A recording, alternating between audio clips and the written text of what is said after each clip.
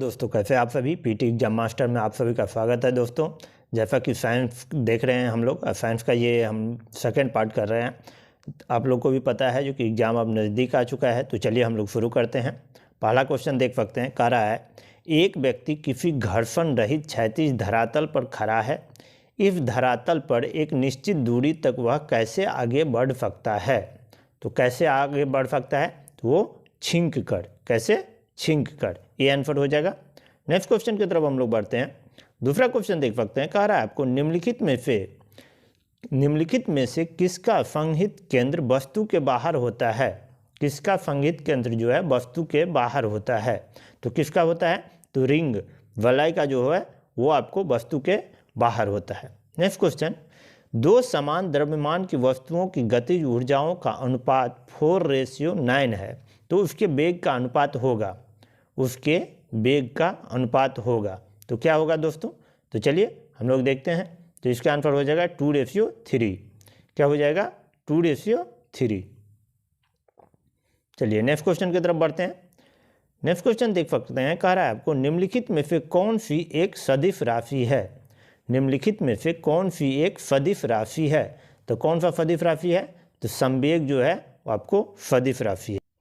Next question देख सकते हैं, कह रहा है निम्नलिखित में से कौन सदिश राशि है? फिर से पूछ रहा है कौन सदिश राशि है, तो कौन सा है? तो विस्थापन जो है वो आपको सदिश राशि है। सी आंसर हो जाएगा विस्थापन। ठीक है, चलिए नेक्स्ट क्वेश्चन की तरफ बढ़ते हैं। अगला क्वेश्चन देख सकते हैं, कह रहा है आपको पदार्थ के संवेग और वेग के अनुपात में कौन सी भौतिक राशि प्राप्त की जाती है? कौन सी भौतिक राशि जो है वो प्राप्त की जाती है? तो कौन सी की जाती है? तो वो त्वरण प्राप्त की जाती है। बी आंसर हो जाएगा त्वरण। ठीक है, चलिए 9 नंबर क्वेश्चन देख सकते हैं, कह रहा है आपको हवाओं की ऊर्जा होती है। हवाओं की ऊर्जा होती है, क्या होता है? तो हवाओं की ऊर्जा आपको गतिज होती है। बी आंसर हो जाएगा 9 का बी, गतिज होती है। ठीक है, 10 नंबर देख सकते हैं, वॉशिंग मशीन का कार्य सिद्धांत है। वॉशिंग मशीन का कार्य सिद्धांत है, तो क्या है? तो चलिए हम लोग देखते हैं। तो इसका है आपको अपकेंद्रण। ए आंसर हो जाएगा अपकेंद्रण। नेक्स्ट क्वेश्चन देख सकते हैं, कह रहा है आपको एक ट्रेन जैसे ही चलना आरंभ करती है उसमें बैठे हुए यात्री का सिर पीछे की ओर झुक जाता है, इसका कारण है? क्या कारण है? तो स्थिरता का जड़त्व। ए आंसर हो जाएगा स्थिरता का जड़त्व, इसका जो है वो कारण है।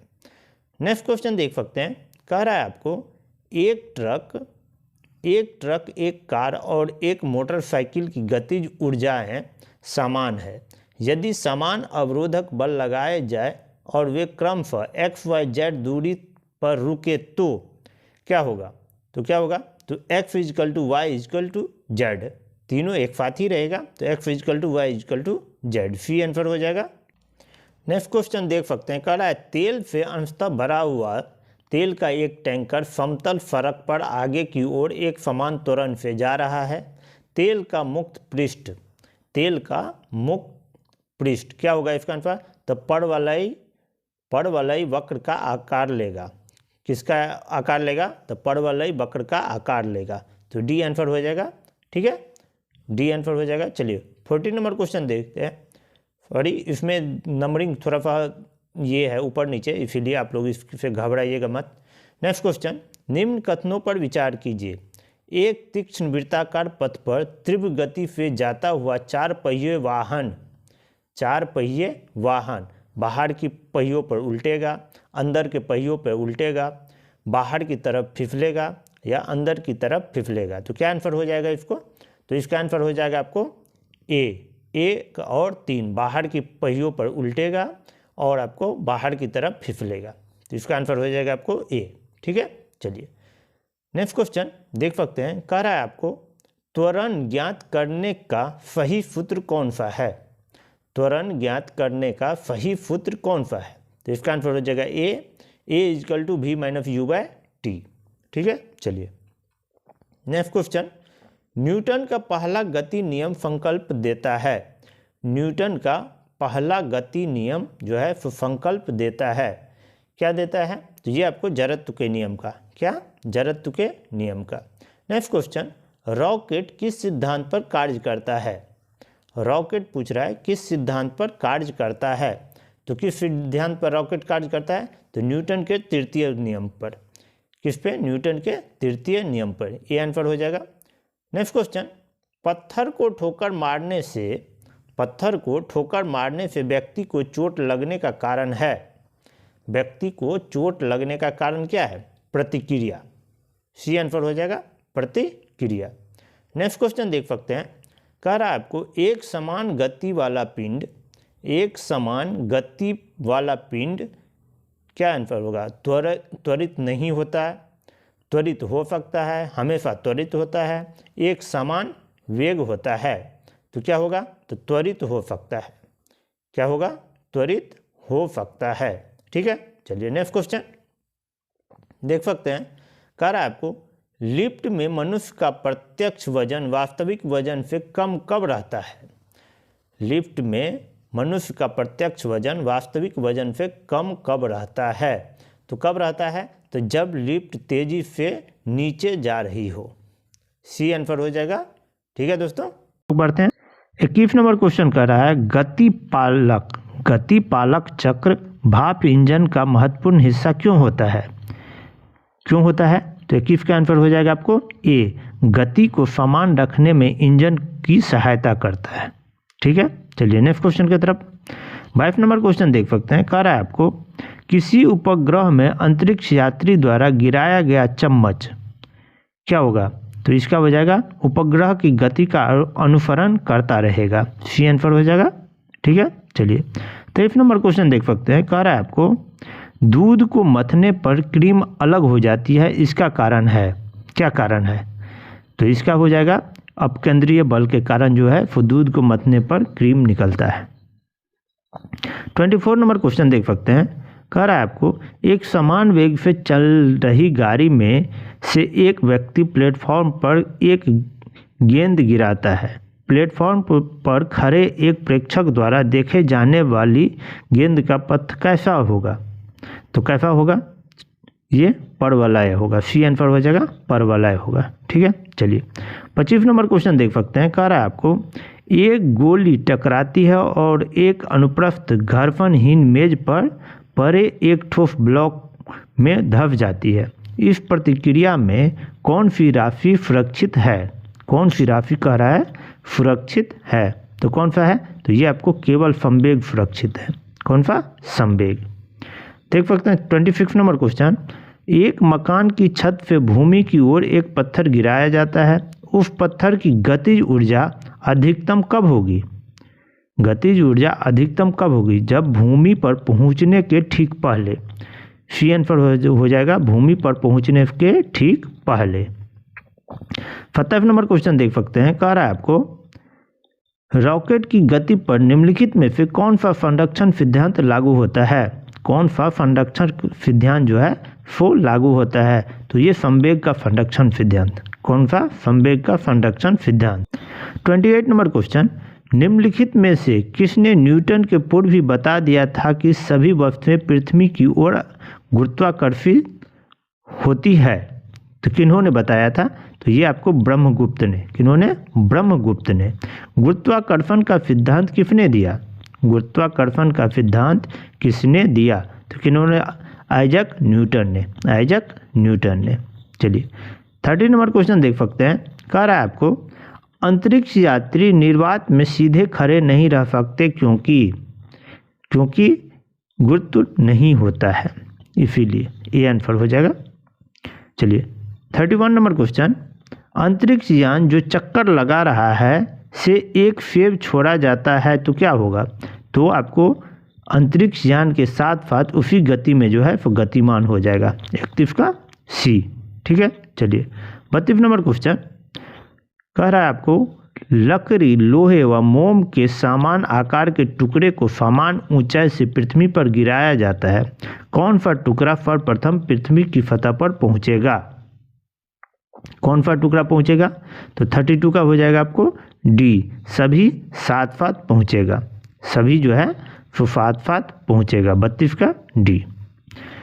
33 नंबर क्वेश्चन देख सकते हैं। कह रहा है आपको हवा में लोहे और लकड़ी के समान भार की गेंद को समान ऊंचाई से गिराने पर क्या होगा? तो इसका हो जाएगा आपको लकड़ी की गेंद बाद में गिरेगा, लोहा जो है वो पहले गिरेगा, क्योंकि लोहा भारी होता है और हवा है तो इसीलिए। ठीक है, चलिए, मगर निर्वात रहेगा मतलब कुछ नहीं रहेगा तब हाथ में गिरता, जैसे ऊपर का क्वेश्चन था। 34 नंबर क्वेश्चन कर रहा है, जब कोई वस्तु ऊपर से गिराई जाती है तो उसका भार होता है, उसका भार होता है, क्या होता है? वो परिवर्तित रहता होता है। बी 34 का बी। 35 नंबर क्वेश्चन देख सकते हैं, कह रहा है आपको दो गेंद ए तथा बी क्रमशः 10 किलोग्राम और 1 किलोग्राम की है, इन्हें 20 मीटर की ऊंचाई से एक साथ गिराया जाता है, निम्नलिखित में से कौन सा सही है? कह रहा है निम्न में से कौन सा सही है? तो ये इसका आंसर हो जाएगा सी, भूमि पर दोनों ए और बी साथ पहुंचेगी, ये जो है सो सही है। ठीक है, चलिए 36 नंबर, किसी पिंड का भार, किसी पिंड का भार क्या ध्रुवों पर सर्वाधिक होता है? बी आंसर हो जाएगा। 37 नंबर क्वेश्चन देख सकते हैं, कह रहा है आपको पिसा के झुकी हुई मीनार गिर नहीं जाती क्योंकि गुरुत्व केंद्र से जाने वाली ऊर्ध्वाधर लाइन जो है रेखा तल के अंदर रहती है। डी आंसर हो जाएगा। ठीक है, चलिए 38 नंबर क्वेश्चन देख सकते हैं, कह रहा है आपको यदि पृथ्वी और सूर्य की दूरी जो है उसके स्थान पर दुगुनी होती तो सूर्य द्वारा पृथ्वी पर गुरुत्वाकर्षण बल जो पड़ता वह होता, क्या होता? अब जितना है उसका चौथा भाग हो जाता, अर्थ इसका सी। ठीक है, चलिए 39 नंबर क्वेश्चन देख सकते हैं, कह रहा है आपको कथन कह रहा है चंद्रमा पर मानव का वजन पृथ्वी की तुलना में 1/6 रहता है।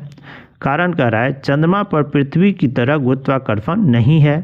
तो 39 का क्या आंसर हो जाएगा? 39 का हो जाएगा सी, कथन सही है परंतु कारण जो है वो गलत है। ठीक है, चलिए 40 नंबर क्वेश्चन देख सकते हैं, कह रहा है आपको मानव शरीर का भार होता है, मानव शरीर का भार होता है, क्या होता है? ध्रुवों पर अधिक होता है। ठीक है, चलिए 41 नंबर क्वेश्चन देख सकते हैं, कह रहा है आपको यदि पृथ्वी का गुरुत्वाकर्षण बल अचानक लुप्त हो जाता तो निम्न में से कौन सा परिणाम सही होगा? कौन सा परिणाम सही होगा? तो वस्तु का भार शून्य हो जाएगा परंतु द्रव्यमान जो है वो वही रहेगा, ये आंसर हो जाएगा। ठीक है, 44 नंबर क्वेश्चन कह रहा है आपको पृथ्वी के चारों ओर परिक्रमा कर रहा कृत्रिम उपग्रह इसलिए पृथ्वी पर नीचे नहीं गिरता क्योंकि पृथ्वी का आकर्षण क्या? तो चलिए इसका आंसर देखते हैं, उसकी गति के लिए आवश्यक त्वरण प्रदान करता है। डी हो जाएगा। ठीक है, 42 का डी आंसर हो जाएगा। चलिए 43 नंबर क्वेश्चन देख सकते हैं। 43 नंबर क्वेश्चन आपको कह रहा है जो अपने कक्ष में एक उपग्रह पृथ्वी के चक्कर लगाता रहता है वह ऐसा निम्न में से किस कारण से करता है? वह ऐसा निम्न में से किस कारण से करता है?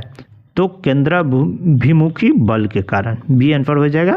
ठीक है, 54 नंबर क्वेश्चन देख सकते हैं, कह रहा है आपको प्रकृति से ज्ञात बलों को 4 वर्गों में विभाजित किया जा सकता है जैसा कि गुरुत्व, विद्युत, चुंबकीय, दुर्बल नाभिकीय बल और प्रबल नाभिकीय बल। इन संदर्भ में निम्नलिखित कथनों में से कौन सा एक सही नहीं है? कौन सा एक सही नहीं है? तो गुरुत्व चारों में सबसे प्रबल होता है, ये सही नहीं है। तो 44 का ए आंसर हो जाएगा। 45 नंबर क्वेश्चन देख सकते हैं, कह रहा है आपको लोलक की कलावधि क्या? तो लोलक की कलावधि आपको लंबाई के ऊपर निर्भर करता है, लंबाई के ऊपर जो है वो निर्भर करता है। तो चलिए आज के लिए इतना ही, फिर हम लोग कल नया सेट के साथ जुड़ते हैं। तब तक के लिए धन्यवाद, जय हिंद, थैंक यू।